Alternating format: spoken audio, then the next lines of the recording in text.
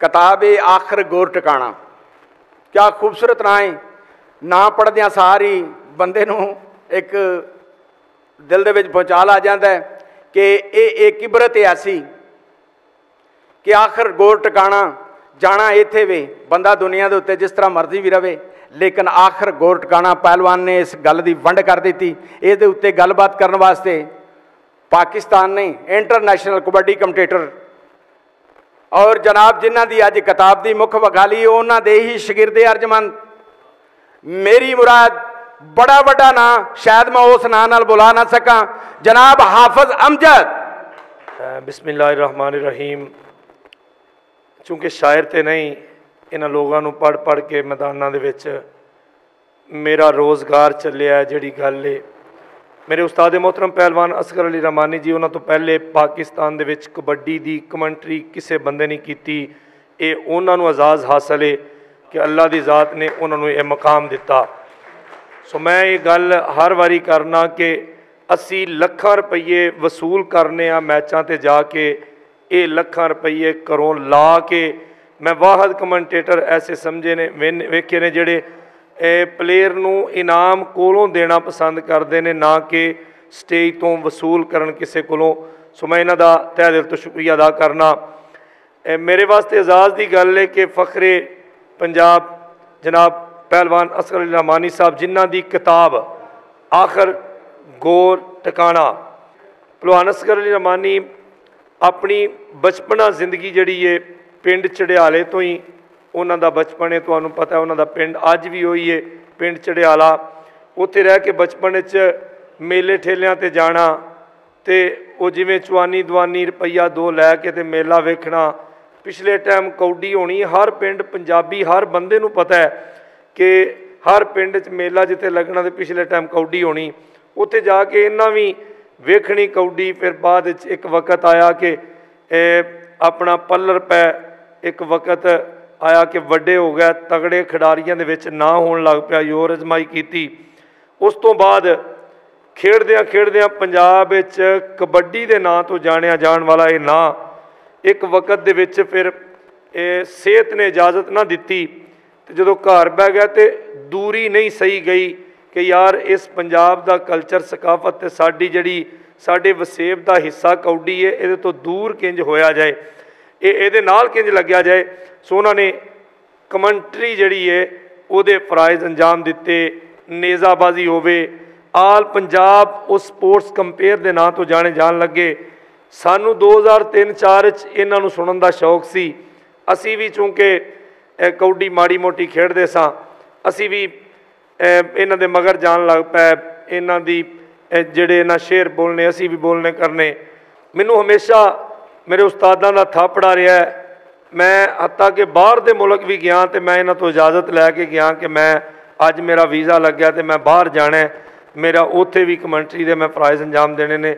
इन्हां मैनू हर जगह ते मेरा साथ दिता है, हर जगह ते मैनू एक मकाम बख्शिया है। सो इंतहाई मुखलस ने, दयानतदार ने। अपनी रहमानी वेलफेयर ट्रस्ट के जनरल सैकटरी। मैं एक वाकया सुना के फिर इजाज़त चाहवागा। हज़रत उमर बिन अब्दुल अजीज़ रहमतुल्लाह अलैह, जदों उस तो पहले उन्हां दी जिंदगी का वक्त ऐसा गुजरिया कि जिहड़ा कपड़ा उन्हां पा लिया सी, दूसरी बारी उन्हां कदी वो कपड़ा नहीं सी पहनिया। तो जदों उन्हां दे मोढियां ते जिम्मेदारी आई, सल्तनत की बादशाही आई, तो उन्होंने अपने घर वाले ने कहा कि मेरा टाइम हुण लोकां दा टाइम है, मैं लोकां नूं दे सकना, मेरे कोल टाइम नहीं कि मैं तुहानूं टाइम दे सकां। सो मैं इन्हां दियां जिम्मेदारियां जिहड़ियां 2004-5 तो लग के रहमानी वेलफेयर ट्रस्ट दे विच आला तरीके दे नाल एक गुजार रहे ने।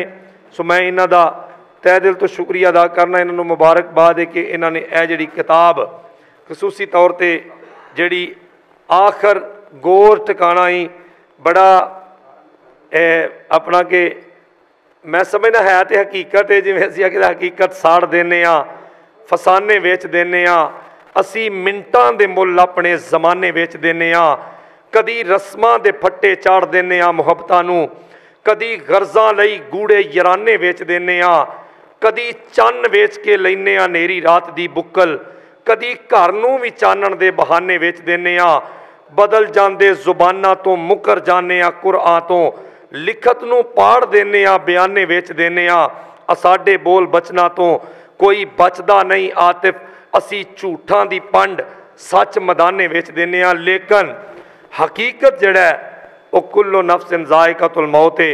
इहदे ते उन्होंने किताब लिखी इस पहलू ते वालदैन दे बारे भी लिखिया जनाबे अल्लाह दी ज़ात ते भी लिखिया जनाबे रसालत माब सल्लल्लाहु अलैहि वसल्लम ते भी लिखिया और कल्चर ते भी लिखिया इस वसेब नूं भी जिंदा किया माँ बोली दी बारे भी गलबात की।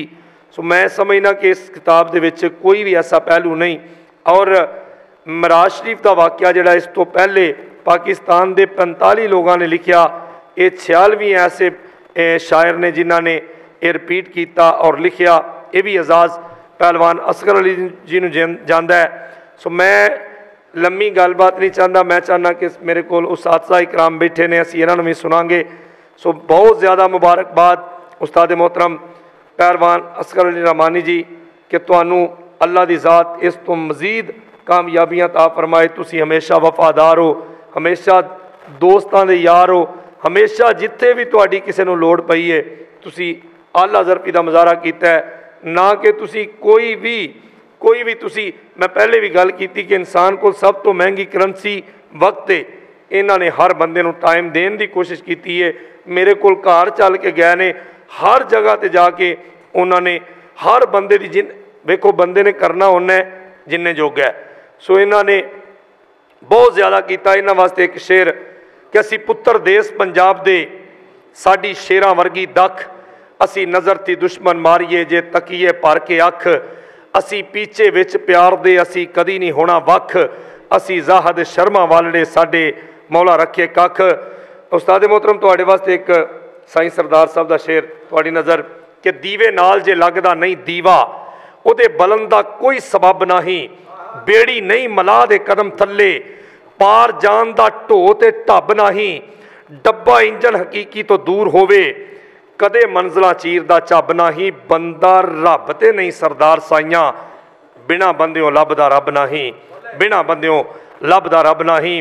कि एक शेर मैं है तो इन्हां दी नज़रे वड्डे लोग ने अख्तर डार साहब दा जरूर पढ़ांगा आ फिर मिट्टी चक ते रखिए जिंदड़ी मौत दे नक ते रखिए मलबे विचों कुछ नहीं लभदा जे बुनियादा शक ते रखिए कासे चों डुल गए दलासे लून दी चूंडी टक ते रखिए दावत आम नहीं ते ना सही इश्क नूं अपने तक ते रखिए दावत आम नहीं ते ना सही इश्क नूं अपने तक ते रखिए आ फिर मिट्टी चक ते रखिए जिंदड़ी मौत दे नक ते रखिए। मेरे उस्ताद मोहतरम रब दी ज़ात इन्होंने बड़ी लम्मी हयाती दे हमेशा उन्होंने वफादारी की हमेशा पॉजिटिव सोच रखी हमेशा उन्होंने दोस्तों के नाल अच्छा वक्त निभाया।